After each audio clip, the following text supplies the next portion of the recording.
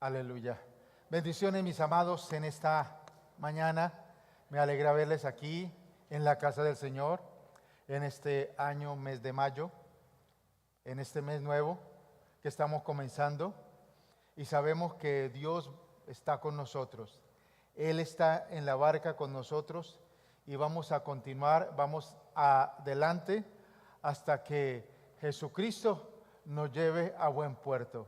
Esa nueva Jerusalén y esos cielos nuevos y tierra nueva que Dios ofrece. Bien, ¿cómo les ha ido? ¿Cómo han estado? ¿Cómo les fue en ese día del trabajo? ¿Sí trabajaron o descansaron? A ver, ¿cuántos trabajaron? Levante la mano. ¿Cuántos descansaron? Levante la mano. Bien, es bien impactante. Entonces, pues hoy yo quiero tocar ese tema acerca del trabajo, pero inspirado en todo un pasaje de la palabra del Señor, en la vida de Jesús. Recuerda que Jesucristo es nuestro ejemplo. Jesucristo es nuestro ejemplo para hacer la tarea que Dios nos encomendó.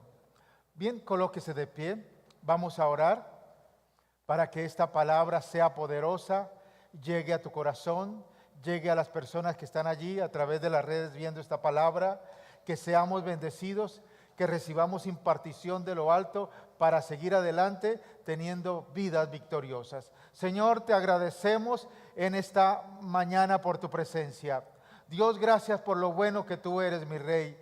Gracias porque hoy podemos estar en tu casa celebrando tu nombre, alabándote y adorándote. Señor, te pedimos en esta hora que la revelación, la ciencia y la gracia de Dios venga sobre nosotros. Que la palabra caiga en buena tierra, que demos fruto al 100 por 1 en el nombre de Jesús y que podamos recibir las bendiciones que vienen de ti, Padre. En el nombre de Cristo Jesús. Amén y amén. Aleluya. Apláudele al Señor ahí.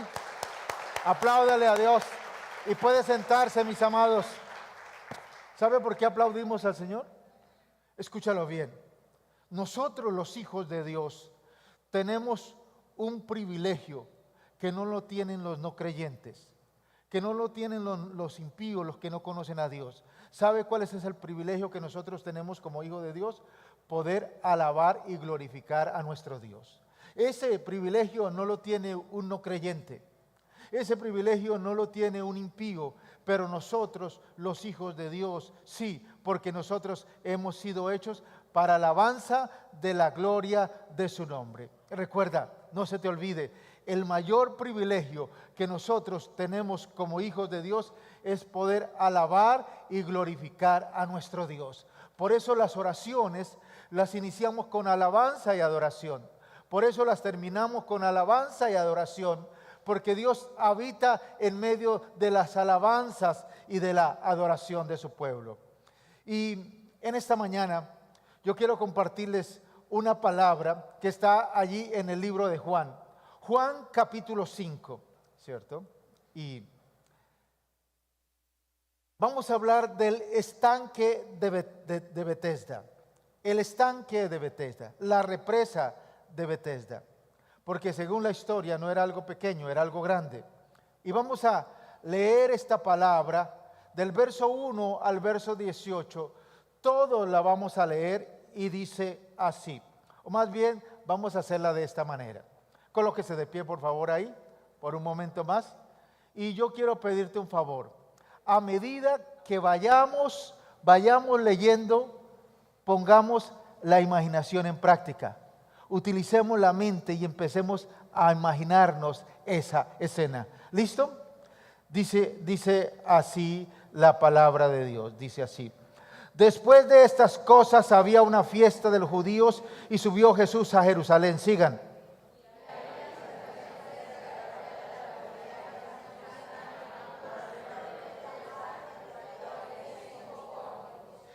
En esto yacía una multitud de enfermos, ciegos, cojos y paralíticos que esperaban el movimiento del agua. Sigan.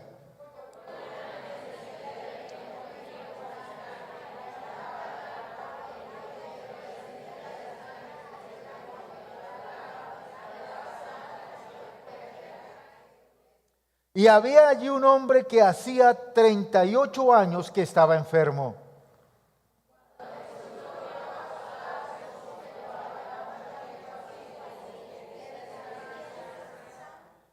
Señor, le respondió el enfermo, no tengo quien me meta en el estanque cuando se agita el agua, y entre tanto que yo voy, otro desciende antes que yo.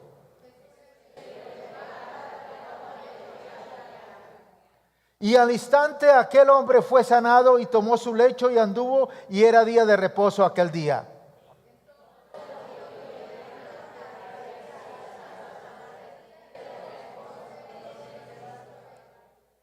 Él le respondió, el que me sanó, él mismo me dijo, toma tu lecho y anda.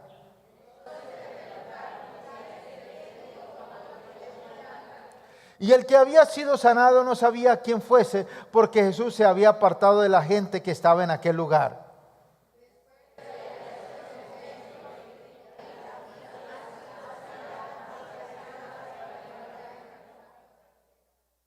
El hombre se fue y dio aviso a los judíos que Jesús era el que le había sanado.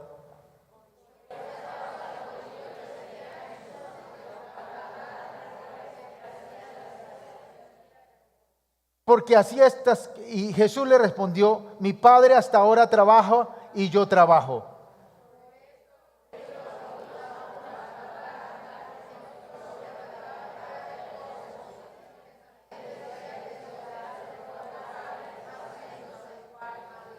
Amén. Puede sentarse, mis amados. Entonces, vamos a empezar aquí por lo último. ¿Por qué los fariseos odiaban a Jesús? Porque sanaba en el día de reposo. ¿Y por qué más? Porque se hizo, decía que era igual a Dios. Ahora la pregunta, ¿eso era cierto? Sí, eso es cierto. Jesús es el Hijo de Dios y Jesús es Dios. Pero los religiosos, los fariseos, no querían entender, ni comprender, ni recibir la revelación que Dios estaba trayendo. Ahora sí, mis amados, vamos en esta mañana a hacer un estudio expositivo de la palabra de Dios. ¿Qué quiere decir expositivo? Verso a verso. Es la mejor manera de estudiar la palabra de Dios, la cual no podemos darle otro sentido, sino realmente lo que está diciendo ahí. Dice aquí, mis amados, en la palabra, que el verso 2, que después de estas cosas había una fiesta de los judíos y subió Jesús a Jerusalén. ¿Después de qué? Que Jesús estaba en Galilea, fue allí a hacer milagros. ¿Por qué se fue para Galilea? Dice que se fue de Nazaret y se fue a Galilea porque los familia y los hermanos y los que lo conocían no creían en él. Es bien impactante. Entonces tenemos que entender el contexto. Y verso 2 dice, y hay en Jerusalén, cerca de la puerta de las ovejas, un estanque llamado en hebreo Betesda, el cual tiene 5 pórticos. ¿Qué había en Jerusalén? Un estanque, ¿cierto? Una represa grande, no era pequeña, tenía que ser algo grande, ¿cierto? Estaba allí en la puerta de las ovejas.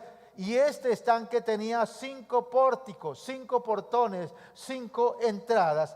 Recuerda, los números en la palabra de Dios tienen gran significado. No es para lo que tú lo veas por allá en una puerta, en una ventana y una dirección y empiezas a decir, oiga, no. Los números en la palabra de Dios es para la interpretación de la palabra y para que podamos entender lo que Dios nos quiere decir. Y el número 5, ¿sabe qué significa? ¿Alguien lo recuerda? Bueno, les voy a recordar, ¿cierto? El número 5 significa insuficiente. Diga conmigo, insuficiente. ¿Por qué sabemos que significa insuficiente? Porque la mayoría de relatos donde aparece el número 5 es algo insuficiente. Por ejemplo, había una multitud hambrienta y había un joven que tenía 5 panes. ¿Qué son 5 panes para una multitud?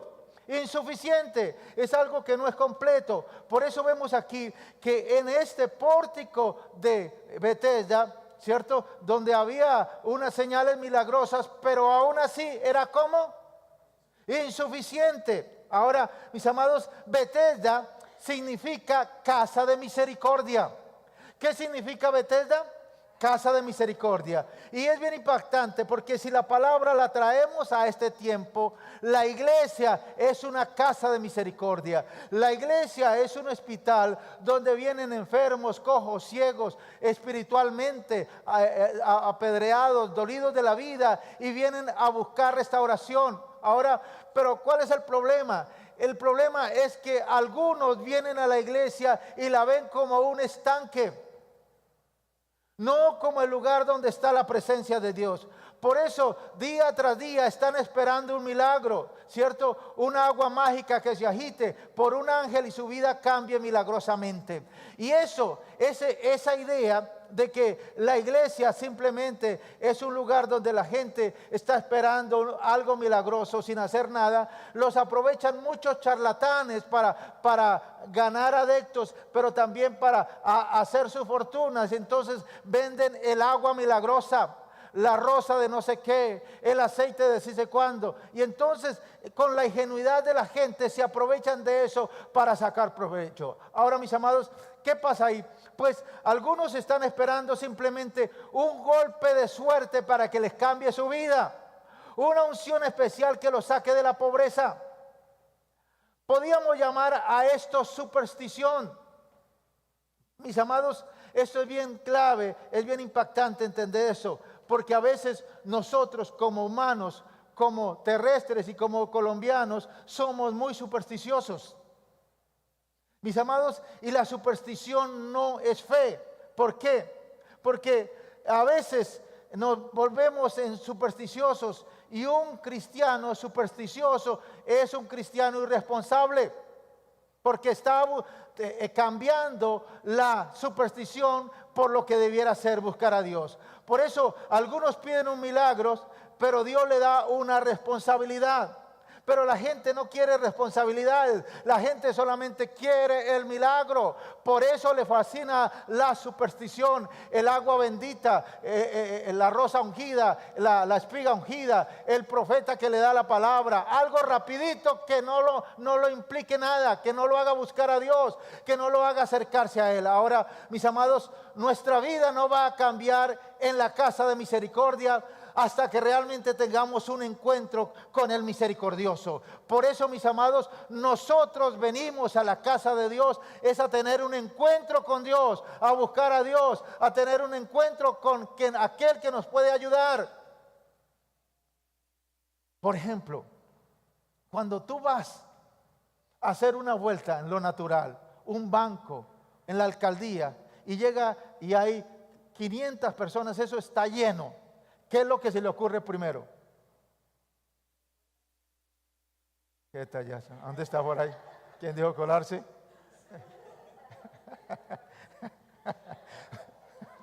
¿Colarse? Sí, puede ser. Pero ahora con eso de turnos, ¿cierto? Grave. Pero generalmente las personas que hacen es llegan y empiezan a mirar, oiga, yo a quién conozco, ¿cierto? ¿Quién me puede ayudar?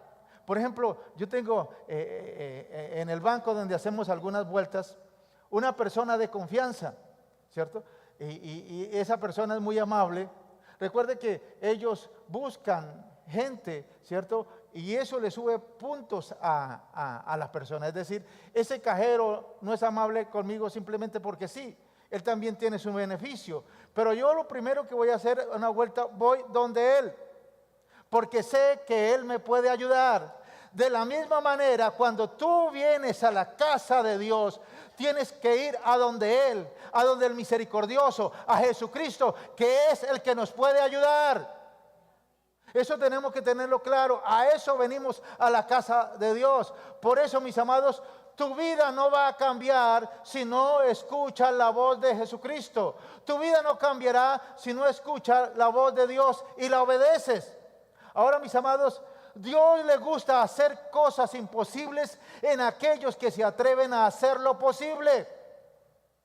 Por eso la casa de Dios, la iglesia, es una casa de misericordia.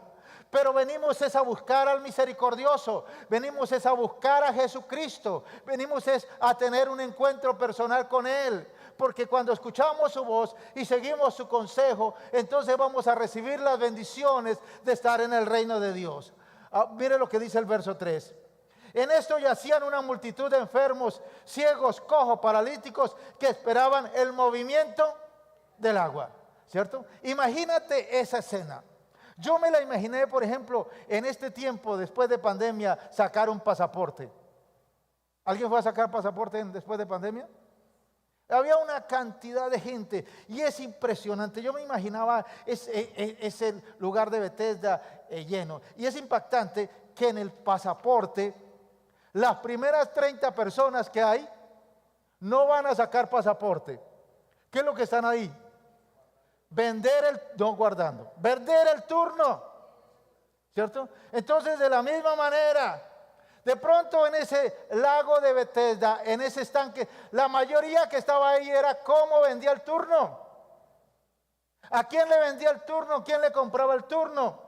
Y yacía una multitud de enfermos, ciegos, cojos, paralíticos, que esperaban el movimiento del agua, porque un ángel descendía de tiempo en tiempo al estanque y agitaba el agua, y el que primero descendía al estanque después del movimiento del agua quedaba sano de cualquier enfermedad que tuviese. Ahora, mis amados, de tiempo en tiempo. ¿Cuánto tiempo duraría en pasar eso? ¿Un año? ¿6 meses? No sabemos. Pero si este hombre llevaba 38 años y había una multitud de enfermos, eso de pronto no era tan rápido. Mire lo que dice aquí. Entonces, ¿qué estaban haciendo esos enfermos? Esperando un golpe de suerte que les cambiara la vida. Y ese es el problema de la gente en este día y en este tiempo, que esperan un golpe de suerte que les va a cambiar su vida. Una agua bendita, una rosa milagrosa, una palabra que les diga que van a salir de la pobreza. Pero no se hace nada para que eso ocurra. Verso 5, y había un hombre que hacía 38 años que estaba enfermo. Como decía por ahí la televisión, 38 años, ¿quiere cacao? Eso es mucho tiempo. Esperando ahí. Yo creo que ese era muy conocido, ya lo conocían. Mire, allá está. Yo creo que él se sabía todos los cuentos que pasaban en ese estanque. ¿Cómo comería? ¿Cómo se bañaría? No sabemos. Este hombre estaba atrapado ahí o en pausa, esperando que cambiara las circunstancias. Este hombre estaba en el lugar correcto, pero buscando una solución equivocada, un golpe de suerte antes de buscar a Jesús. Y eso es el problema que le pasa a muchos que vienen a la iglesia. Están esperando, ¿cierto? Y vienen al lugar correcto, pero buscando una solución equivocada, simplemente un golpe de suerte que les haga cambiar su vida. No, mis amados. Dios quiere que actuemos y cambiemos la manera de pensar para que cambie nuestra manera de vivir. ¿Por qué? Porque si pensamos simplemente en el golpe de suerte, en la rifa, ¿cierto? En el vecino, en el amigo, en el gobierno, ¿cierto? En la herencia, a veces esas cosas nunca llegarán. Verso 6. Cuando Jesús lo vio acostado y supo que llevaba ya mucho tiempo así, ¿qué sintió Jesús? ¿Qué tuvo? Misericordia. Le dijeron, mire maestro, ese señor lleva 38 años ahí esperando un milagro. 38 años ahí tirado en esa camilla, esperando una sanidad. Entonces, se acercó Jesús al hombre y le dijo, ¿qué le preguntó el Señor? ¿Quieres ser sano? Recuerda que estamos entendiendo por la palabra que Jesús preguntaba mucho. Jesús interactuaba con las personas, ¿cierto? Ahora, no era que Jesús no supiera la respuesta. Además, esta pregunta parece ser una pregunta insolente. Un enfermo, 38 años, tirado en la cama, que le digan que si quiere ser sano, parece algo como ridículo. Pero Dios conoce el corazón de cada uno, ¿cierto? ¿Por qué? Porque Dios quiere escuchar lo que esta persona realmente quiere. Si realmente quiere salir de la situación o no. Porque no todos los enfermos estancados quieren salir de la situación. ¿Por qué? Porque enfermos reciben la lástima de la gente. Porque si se enferman le llegan todos los hijos. Porque si se queja viene ayuda. Y están en esa situación ahí que no quieren salir de la enfermedad. Ahora, mis amados, ¿qué preferimos nosotros? ¿La comodidad de una vida mediocre o la incomodidad de una vida nueva? Cambiar las cosas, las cosas nuevas siempre traen incomodidad, ¿o no es así? ¿Cuántos han cambiado el orden de la cama allí en el cuarto? Y se pegan ahí en las rodillas, se golpean, está ahí como complicado. ¿Por qué? Porque estaban tan acostumbrados a eso, que ahora cuando hay un cambio nuevo, pues les parece complicado. Y algunos dicen, no, mejor dejemos la cama así. Ya lleva 38 años, ¿para qué la vamos a cambiar? Bueno, por lo menos para barrer por abajo. Pues no, nadie se da cuenta. Es decir, hay excusas para todo, porque están tan acostumbrados y conformados a lo que tienen, que realmente no quieren salir. Entonces, mis amados, algunos para cambiar necesitan realmente tocar fondo. Algunos para cambiar necesitan la terapia de choque. Algunos para cambiar necesitan un golpe de realidad. Como Dios le dijo a Ezequías, oye Ezequías, prepara tu casa porque vas a morir. Esa fue una terapia de choque que Dios le hizo a Ezequías. Y de pronto a cualquiera de nosotros, Dios nos hace esa terapia de choque. Oye, despierta, alíñate con el propósito de Dios, si no vas a sufrir las consecuencias. ¿Cuántos necesitan un accidente en el carro o en la moto y andar 3 meses con un chaleco aquí ortopédico para entender que tiene que ir despacio? ¿Cuántos necesitan situaciones difíciles y complicadas para entender que tienen que salir de esa conformidad que tienen? Ahora, ¿necesitan esas personas un golpe de realidad? ¿Necesitan una terapia de choque? Mi amado, yo no lo quisiera. Por eso, mis amados, bienaventurados aquellos que aprenden sentados y reciben la palabra y la practican, y no una situación difícil para querer cambiar. Ahora, Jesús no le preguntó, ¿por qué no has sido sano? ¿Cuál fue la pregunta de Jesús? ¿Quieres ser sano? Y es la misma pregunta que Dios te hace a ti. ¿Quieres ser sano? ¿Quieres ser libre? ¿Quieres ser bendecido? ¿Quieres caminar con Dios? Y la respuesta de nosotros, ¿qué vamos a decir nosotros? Verso 7. Señor, le respondió el enfermo, no tengo quien me meta en el estanque. Cuando se agita el agua y entro tanto que yo voy, otro desciende antes que yo. Ahora, esto es bien impactante.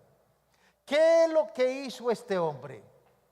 Empezó a mostrarle a Jesús por qué no había sido sano. Le dijo, nadie me ayuda, nadie me quiere, nadie me ama y otros me lo impiden. En otras palabras estaba diciendo, estoy así por la culpa de otros, estoy así porque nadie me ayuda, estoy así porque otros me lo impiden. Mis amados, ¿sabe cómo se llama esto? Mentalidad de víctima. Y a algunos les agrada esa mentalidad de víctima porque en un momento les sucedió, les fue útil para manipular a otra persona. Ahora, ¿qué es mentalidad de víctima? Es el que cree que otro es culpable de sus desgracias. Es el que cree que los problemas que tienen, que él es así, como dice la canción, yo soy así porque el mundo me ha hecho así. Yo soy mal hablado porque el mundo me hizo así. Yo soy atarbán, yo soy un aragán porque es que mi papá, mi mamá, mi abuelo, el gobierno, el colegio, le echan la culpa a todo, menos reconocen su culpabilidad. Mis amados, esta mentalidad de víctima es la que le echa la culpa a otro de sus desgracias. Y escúcheme bien. Eso de echarle la culpa a otros es tan viejo como el andar a pie. Es tan viejo como el hombre. Recuerda, Adán y Eva allí en el paraíso cuando desobedecieron a Dios. Y entonces viene Dios y le pregunta a Adán: Adán, ¿por qué comiste del fruto prohibido? ¿Y qué dijo Adán? No es que la señora que me dio, la mujer que me dio, Eva tiene la culpa. Y luego le preguntó a Eva: oye Eva, ¿por qué le diste a tu marido y por qué comiste del fruto prohibido? ¿Y qué le dijo Eva? La serpiente me engañó. Es decir, ellos le echaron la culpa de su pecado, ¿cierto? ¿A quién le estaba diciendo? Mire, la culpa es tuya, Dios, porque yo estaba bien solo. ¿Por qué me hizo esa mujer? ¿Por qué permitió que entrara esa serpiente? Si tú no hubieras permitido entrar esa serpiente, yo no hubiera pecado. Es decir, ellos, Adán y Eva, le echaron la culpa a Dios de sus desgracias, de sus problemas, de sus situaciones. Y algunos viven de la misma manera. No, es ¿por qué? Es por mi situación, es porque Dios no ha tenido misericordia de mí, no ha querido ayudarme, yo soy así, yo soy el malo de la casa, soy la oveja negra, porque no he visto la bondad de Dios. Mi amado, eso es mentalidad de víctima. Ahora, hay algo bien impactante. Adán y Eva, en la palabra de Dios, nunca se ve que perdieron perdón. ¿Por qué? Porque ellos no se sentían responsables. El responsable eres tú, Dios, no somos nosotros. Por eso tenemos que, mis amados, entender y reconocer nuestra culpabilidad en casos. Ahora, Dios no puede salvar ni perdonar a un pecador que no se hace responsable de su pecado. Dios no puede obrar en una persona que no reconoce su pecado, porque el que reconoce su pecado y se aparta, ¿qué? Alcanza la misericordia. Pero el que no reconoce su pecado, Dios no puede obrar en él. Recuerda la diferencia de Adán y Eva, que nunca reconocieron su pecado, le echaron la culpa a Dios. ¿Y qué pasó cuando vino Natán allí y empezó a sacudir, a hacerle una terapia de choque a David? ¿Qué dijo David? He pecado contra Dios. Es impactante. Por eso a Dios le agradaba a David, porque tenía un corazón sincero y reconocía sus culpas y sus faltas. Ahora, mis amados, el que tiene mentalidad de víctima no tiene poder ni fuerzas para cambiar. ¿Por qué? Porque cree que la responsabilidad es del otro. Ahora, solo si nos hacemos responsables de nuestros errores, tendremos poder para cambiar. Solo si nos hacemos responsables de nosotros, tendremos poder para cambiar. Ahora, en una situación, un accidente en carro, en una moto, ¿de quién es la culpa? Una vez estaba allá en una escuela de conducción en Girón, y tenía en una llanta, decía, la oración del conductor. Y es bien impactante esa oración. Decía: Señor, abre mis ojos, ayúdame a manejar con cuidado para que yo no le cause daño a otros. Es bien impactante. ¿Por qué? Porque esta persona está reconociendo que la culpa fue de él. La culpa fue de él. Y mis amados, todos nosotros, en cualquier accidente que pase lo que pase, la culpa es nuestra. No miramos, no fuimos precavidos, ¿cierto? No entendimos, no le preguntamos al Señor. No, siempre, entonces, aunque haya sido otro carro que nos haya chocado. Pero nosotros tenemos que, parte de responsabilidad, tenemos que reconocer.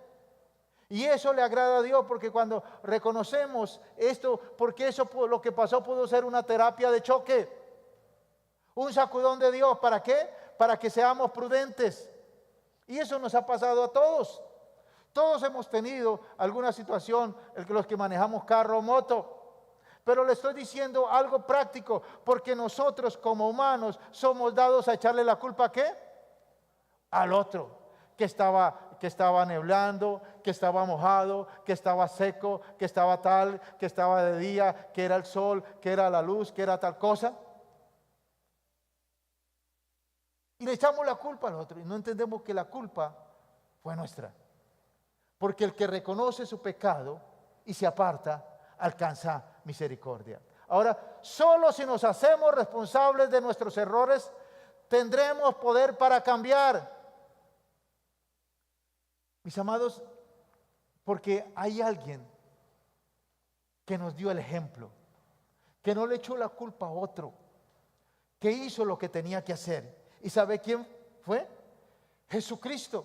Jesucristo reunió a sus discípulos y le dijo, mire, a mí me van a apresar, me van a llevar a la cárcel, me van a azotar, ¿cierto? Me van a crucificar y voy a morir, pero al tercer día voy a resucitar.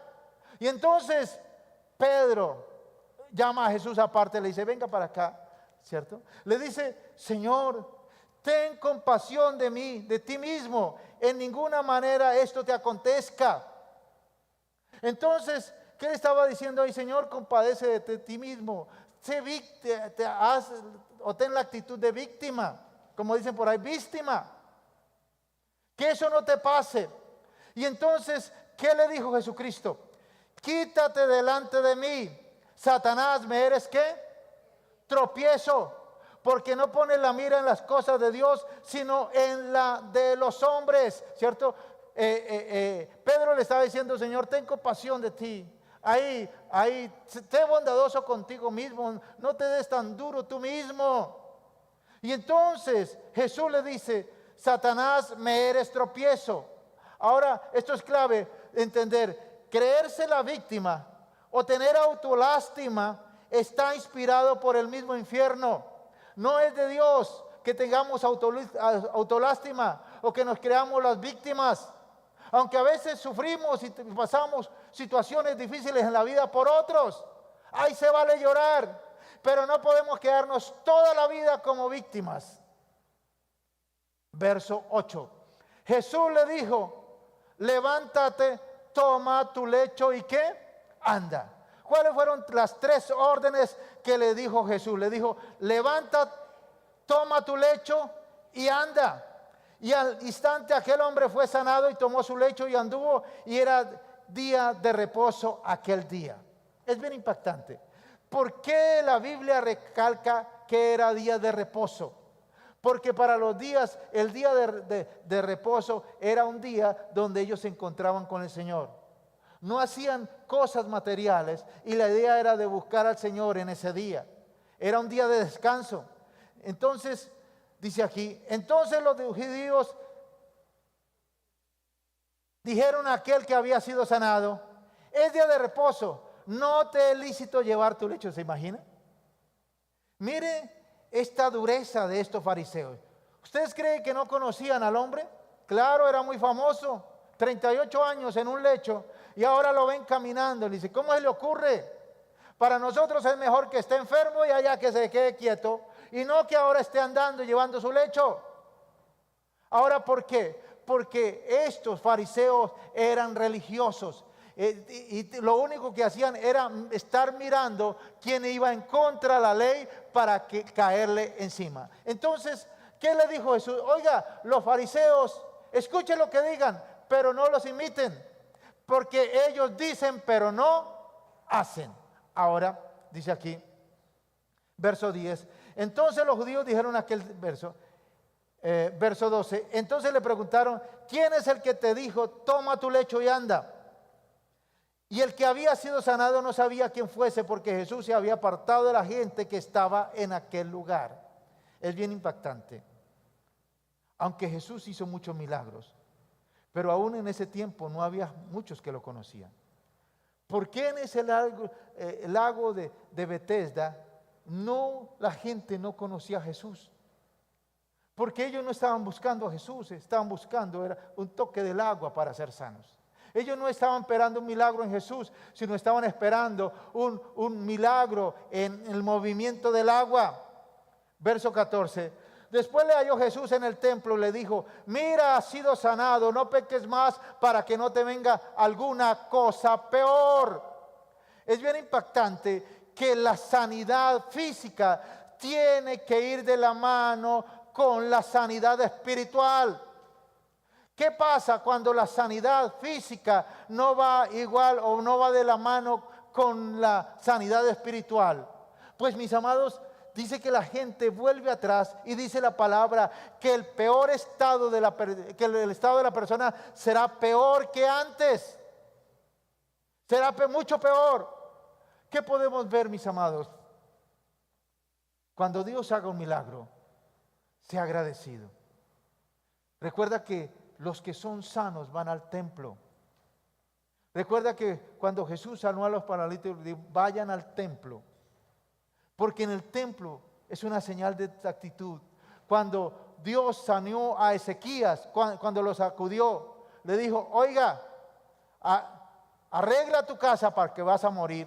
Luego dijo: y luego que seas sano, al tercer día subirás ¿a qué? Al templo. Hay una bendición de venir a la casa de Dios. Hay una bendición de venir al templo. Por eso, mis amados, que las cosas de este mundo, que las bendiciones no te saquen del favor de Dios. ¿Cuántas personas deberían estar aquí en este día o en las congregaciones de la ciudad porque recibieron milagros de Dios, sanidades, cosas poderosas? Pero simplemente ellos no iban detrás del misericordioso, solamente iban detrás del milagro. Se olvidaron de dónde lo sacó el Señor. Se olvidaron de dónde lo sacó. Y es impactante, mis amados. Estábamos leyendo en Samuel en estos días.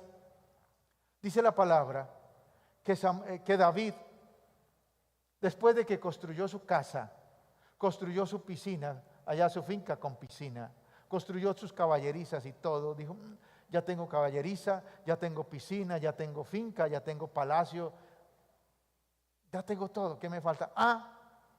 Voy a construir casa para Dios. Y entonces va y le pregunta al profeta Natán: Natán, voy a construir casa para Dios. Y Natán, como era un poco adulador, lamberica, le dijo: haz lo que tú quieras, tú eres el rey, Dios está contigo. Pero luego viene palabra de Dios a Natán y le dice a Natán: dile a mi siervo David, yo te tomé detrás de las ovejas, yo te saqué del muladar, te libré de la muerte, te levanté y ahora te he puesto como Señor en Israel. ¿Qué te crees tú? Se te subió la bendición a la cabeza. Por eso algunos vuelven atrás, por eso algunos no buscan al Señor. Las bendiciones los sacan del propósito de Dios.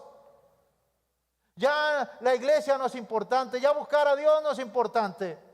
Pero déjeme decir que para Dios es importante, porque los que recibimos los milagros subimos a la casa de Dios. Los que recibimos las bendiciones de Dios, hoy estamos en la casa de Dios alabando y glorificando su nombre, porque eso le agrada a Dios.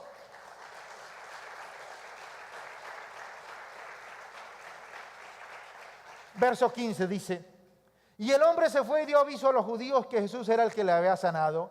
Y por esta causa los judíos perseguían a Jesús y procuraban matarle, porque hacía estas cosas en el día de reposo.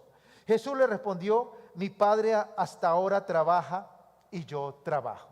Este verso es la dona de esta semana que está pasando. Jesús dijo: mi Padre trabaja y hasta ahora, mi Padre hasta ahora trabaja y yo trabajo. ¿Por qué? Dice, porque en Génesis dice la palabra que Dios hizo la creación en 6 días y el séptimo descansó. Por eso algunos creen que Dios está en una hamaca ya, ¿no? Ya hice todo, ya hice la creación, ya no. Él solamente descansó el día séptimo, pero Él sigue trabajando. ¿Cuál es el trabajo de Dios? Pues ver que su creación funcione conforme a sus leyes. Ver que los hombres y la naturaleza y los seres creados funcionemos conforme las leyes de Dios. Ese es el trabajo de Dios. ¿Y cuándo lo hace Dios? Todos los días. Por eso dice Jesús, hasta ahora mi Padre trabaja. Es decir, en el día de reposo, para Dios no hay día de reposo, no hay día festivo, no hay domingo, no hay puente, porque Él está trabajando todos los días. Y de la misma manera, Dios quiere que ustedes y yo, como hijos de Dios, trabajemos todos los días. Ahora, ¿en qué trabajamos todos los días? Diga conmigo, en la obra del Señor. ¿Qué quiere decir eso? Que debemos estar atentos al propósito de Dios, a por lo cual Dios nos llamó a hacer en esta tierra. Eso no quiere decir que no podamos descansar. Eso no puede decir que no podamos tomar un tiempo de vacaciones. Es bueno. Y eso debe ser parte de nuestra vida. Pero aún en esas vacaciones estamos trabajando para el reino de Dios. Estamos evangelizando, estamos compartiendo, estamos orando, estamos intercediendo. Porque ese es nuestro trabajo ahora. Mis amados, y dice el verso 18. Por eso los judíos aún más procuraban matarle, porque no solo quebrantaba el día de reposo, sino que también decía que Dios era su propio Padre, haciéndose igual a Dios. Mis amados, Jesús es el Hijo de Dios, pero Jesús también es Dios. Esa es la gracia de la Trinidad, de algo que no podemos entender en la naturaleza humana, pero lo recibimos en nuestro espíritu, lo creemos y caminamos en él. Mis amados, el trabajo de Dios es continuo. ¿Y el trabajo de Jesús cómo es? Continuo. ¿Cuál es el trabajo de Jesús? Dice que está a la diestra de Dios Padre, ¿qué? Intercediendo por nosotros. Además es nuestro abogado que nos defiende allí en las cortes del cielo.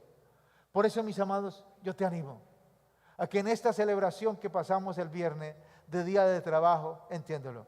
El trabajo en lo natural es una bendición de Dios y es bien clave que tenemos que descansar. Cuando tú trabajas con la mente, descansas con las manos. Es decir, los que están en oficinas allá, en libros, en cuentas, descansan como haciendo actividades con las manos. Dígame actividades con las manos, a ver. A ver, algunas actividades con las manos. Jardinería, barrer, hacer el almuerzo, lavar la loza. Eso es una actividad, ahí estamos descansando. Yo estoy en la casa y me meto en los libros y en la palabra, y cuando ya estoy cansado corro para la cocina y allá miro qué hago, porque yo disfruto haciendo comida para mi familia y para mí, pero además descanso. Pero los que trabajamos o trabajan con las manos haciendo labores, ¿cierto? Con las manos. ¿Cómo descansan? Con la mente, leyendo un libro, alabando al Señor, adorando. Eso es clave y eso tiene que ser continuo, porque si no descansamos, mis amados, nos vamos a... Estaba escuchando ayer los avivamientos, porque cuando yo tengo así me pongo a escuchar de Dios los avivamientos. El avivamiento de Azusa, el avivamiento de Pensacola, el avivamiento allá, y me impactaba algo, que estos avivadores,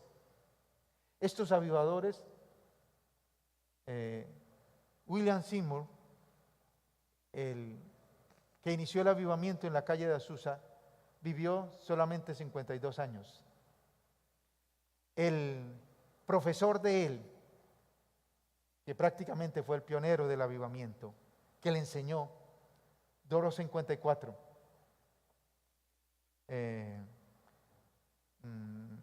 Amy Simple McPherson,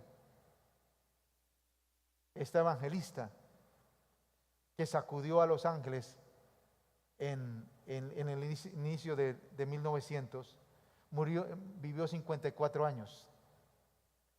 Y la pregunta es, yo me preguntaba, ¿por qué se fueron tan rápido? Y ¿saben una de las cosas? Porque ellos se echaron la carga encima del avivamiento. De pronto ellos pensaron que eran ellos y no descansaron, no tuvieron tiempo de reposo. Se metieron tanto en el propósito de Dios que se fueron muy temprano. El avivamiento de Gales con Eva Robert duró 2 años. ¿Por qué le pasó lo mismo? Llegó el momento que explotó, que no dio más. El evangelio, el avivamiento en Azusa, que duró como 6 años, y luego se fue aquietando. El evangelio, el avivamiento con Amy Simple Person, el avivamiento allá en Pensacola, duró 4 años. Y 2 cosas que matan los avivamientos. Primero, la crítica. Y segundo, la persona se echa la carga encima. Por eso, mis amados, hay que servir al Señor. Hay que trabajar y hay que descansar en el Señor. Porque la obra es de Dios. La obra no es nuestra. Nosotros hacemos el trabajo y Dios hace ¿qué? Lo demás. Por eso, mis amados, hay que descansar. Por eso, mis amados, hay que tener tiempo. Mira lo que hace. Programa vacaciones, programa tiempos ahí. Por ejemplo, en junio vamos a tener una salida a Bogotá. Si alguien de los que están aquí dice yo quiero ir a Bogotá, allá averigüe con Andrés. Vamos a estar 3 días en Bogotá, allá en la iglesia Avivamiento. Ahí descansamos. Eso es un regalo para nosotros, ¿cierto? Es un nitro del Espíritu que nos fortalece. ¿Por qué? Porque si tú sigues en la misma rutina y no tienes cambio, no te das tiempo para ti, te vas un día a quemar. Que no le pase lo de los avivadores, que se vayan temprano, porque nunca tuvo tiempo para sacar un tiempo para la familia, para descansar, ni para usted. Siempre estaba en su idea, en su trabajo, y llegó el momento que se pinchó. Ahora, ¿en qué cita trabajamos siempre? En la obra del Señor. Ahora, ¿por qué? Porque no somos nosotros, es el Espíritu de Dios en nosotros, ¿cierto? Que nos lleva a hablarle a una persona, Ahora, hoy aprendimos una pregunta para hacerle a un inconverso. La pregunta que le hizo Jesús al paralítico. ¿Qué le preguntó Jesús? ¿Quiere ser sano? Oiga, ¿quiere ser sano? Ah, listo, venga, abra su corazón para Jesucristo y oremos por un milagro. ¿Sí? Porque algunos dicen, no, déjeme así. Hablando de los avivadores, Kathryn Kuhlman murió a los 68 años también. Estaba en el hospital y vino Oral Roberts a orar por ella. Y llegó y ella ya no podía hablar ni nada. Y ella le hizo señas, no ore por mí, yo ya me quiero ir. Ahora, ¿por qué una persona con el fuego de Dios se quiere ir o se va pronto? Porque a veces pensamos que somos nosotros. A veces pensamos que tenemos que hacer las cosas a la manera humana para que funcione. Y no dependemos de Dios. Por eso, mis amados, descansa, date tiempo de descanso, ve a la playa, ve allá a las naciones, pero vuelva a la iglesia. Porque el problema es que mi hermana Rosa, tenemos el ejemplo, ha estado por allá en Bonaire, pero vuelve, Miami, pero vuelve, ¿cierto? México, pero vuelve, ¿sí? Y no se queda por allá, porque algunos se quedan. Eso es lo clave, y eso es lo que tenemos que entender, mis amados. Hasta ahora mi Padre trabaja y yo trabajo. Aleluya. Ahí donde estás, cierra tus ojos. Y en este pasaje hay varios temas. El primer tema es simplemente esperar un milagro sin hacer nada. Esperar que el ángel mueva las aguas. El segundo tema es la mentalidad de víctima. El tercer tema es que mi Padre trabaja y yo trabajo. Son 3 temas claves que tenemos que entenderlos, mi Dios, que tenemos que agarrarlos en nuestro corazón.